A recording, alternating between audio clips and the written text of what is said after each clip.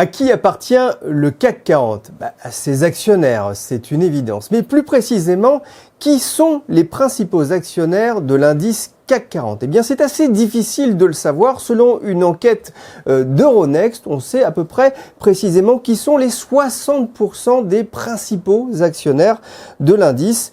Il est possible donc d'avoir une idée assez claire de qui ils sont.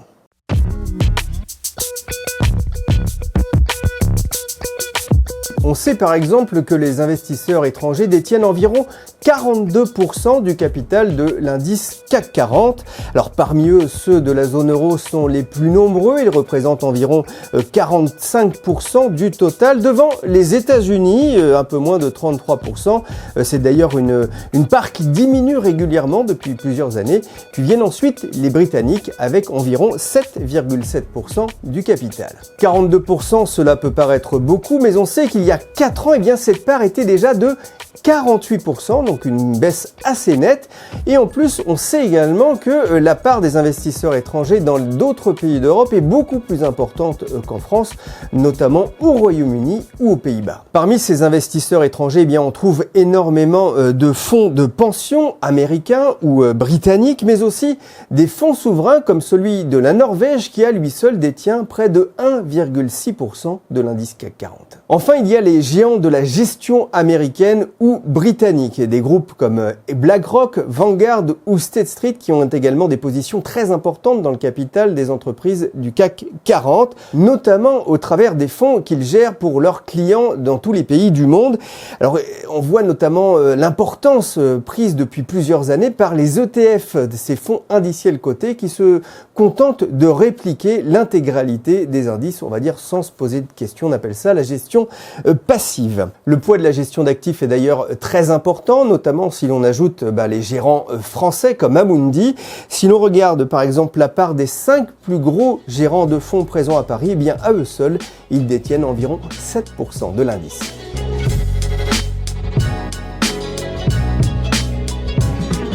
On compte encore beaucoup de familles à la tête du capital de ces entreprises, des grandes familles. Selon l'étude d'Euronext, à fin 2016, eh bien, ces familles et les fondateurs détenaient environ 10% du capital du CAC 40. Mais le CAC 40 appartient aussi à ses salariés. Ils détiennent environ 4% du capital du CAC 40, avec de fortes variations selon la politique pratiquée par les entreprises en faveur plus ou moins de l'actionnariat salarié. Il faut savoir qu'avec les familles, eh bien, les salariés constituent un actionnariat relativement stable qui assure une bonne protection contre d'éventuels OPA hostiles.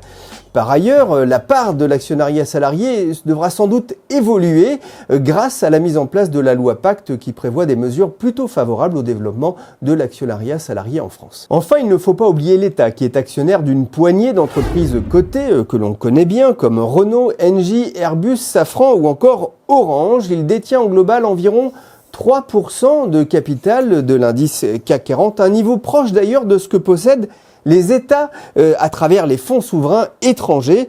Et la tendance est là plutôt à un désengagement progressif de l'état du capital de certaines sociétés du CAC 40.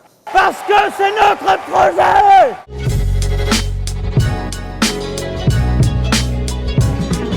Il paraît loin le temps où les politiques de privatisation ont amené des millions de Français vers la Bourse de Paris. En 2008, ils étaient près de 7 millions à détenir des actions, notamment de sociétés privatisées.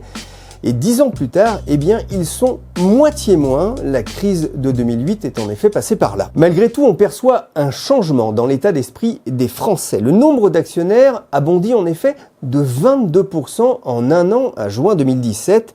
Alors cela doit beaucoup forcément à la hausse des marchés boursiers depuis 2009 qui a un effet d'entraînement sur l'appétit des Français pour le risque. S'il est peut-être un peu tôt pour parler d'un changement de tendance durable, la volonté du gouvernement de renforcer l'actionnariat populaire avec les privatisations d'entreprises comme Engie, la Française des Jeux ou Aéroports de Paris pourrait bien confirmer le printemps des particuliers en bourse.